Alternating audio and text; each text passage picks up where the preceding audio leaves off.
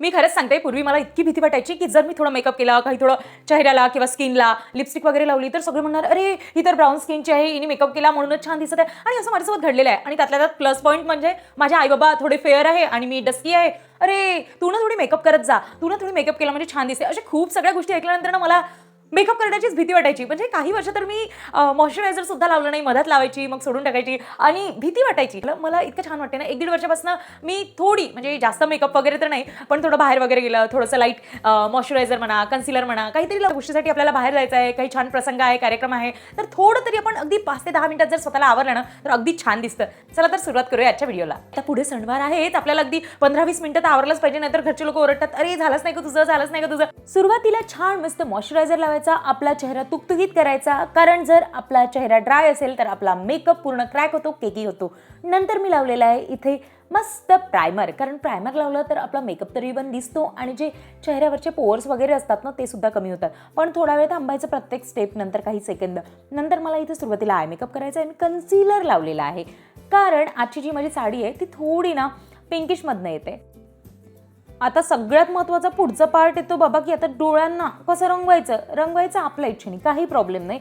पण लक्षात घ्यायचं, नाहीच आपल्याला ब्रश यूज करता आला तर बोटांनी सुद्धा आपण आय शॅडो लावू शकतो. आता हे ऑरेंज कलर करेक्टर घ्यायचं आणि अगदी कमी लावायचं, कारण जर आपण खूप धबाधब थोपलंय तर पूर्ण क्रॅक होणार मेकअप आणि पिवळा पडणार. त्यानंतर थोडं त्याला सुकू द्यायचं आणि नंतरच कन्सिलर लावायचं. आणि बघा, जेव्हा आपण ऑरेंज कलर करेक्टर लावतो तेव्हा प्रत्येक वेळी त्याला खूप लावायचं नाही, कारण जर लावलं तर पूर्ण क्रॅक होतो मेकअप आणि केकी दिसतो.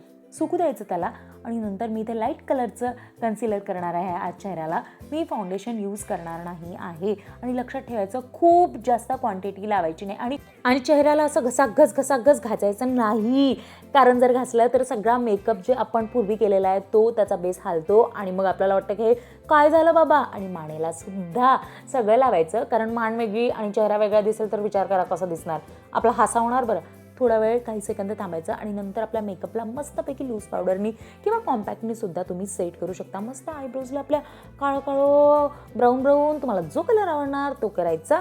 आणि लक्षात ठेवायचं, सगळ्यात महत्त्वाचं म्हणजे आपल्याला काजळ लावायचं असेल किंवा आपल्या आयच्या कॉर्नरला जर आपण लाईट हायलायटर किंवा आय शॅडो यूज केला तर डोळे मोठे दिसायला मदत होतात.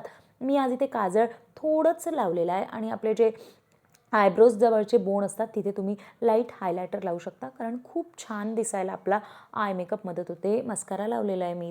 तुम्ही कंटुरिंग करू शकता लाईट, तुम्हाला आवडत असेल तर ठीक आणि वेळ असेल तर ठीक. छान मस्त इथे ब्लश लावलेला आहे मी, कारण माझी साडी थोडी पिंक कलरमधनं जास्त येते, म्हणून म्हटलं की थोडा पिंकमधला शेड घ्यायचा. आणि डस्की कलर आहे तर भीती पण वाटते की आपण एकदम गुलाबी नको दिसायला. आणि आहा, लिपस्टिक नसेल तर मेकअप कसा पूर्ण होणार. लिपस्टिक तर लावल्यावर आपल्याला भारी कॉन्फिडन्स येतो बरं का, आणि कसलं मूड मस्त फ्रेश होतं. आणि मेकअप फिक्सर लावल्यानंतर मी यावर थोडं हायलायटर लावलेलं आहे आणि इथे माझा मेकअप पूर्ण झालेला आहे. नक्की सांगा तुम्हाला कसा वाटलेला आहे. बघा ना, आपल्या स्त्रियांना नेहमी वाटत असते की राहू दे ना, काय सगळ्यांना सांभाळ करायचा आहे, मला वेळ नाही भेटत. पण नाही, आपल्यासाठी वेळ काढावा लागणार आहे ना.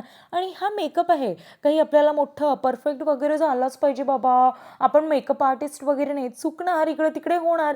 ठीक आहे ना, काही प्रॉब्लेम नाही आहे, चालेल. आपण काही एक्झाम द्यायला नाही चाललेलो आहे मेकअप आर्टिस्टची. तुम्हाला कसा वाटला आहे मेकअप, नक्की कमेंट करून सांगा. Thank you so much. बाय.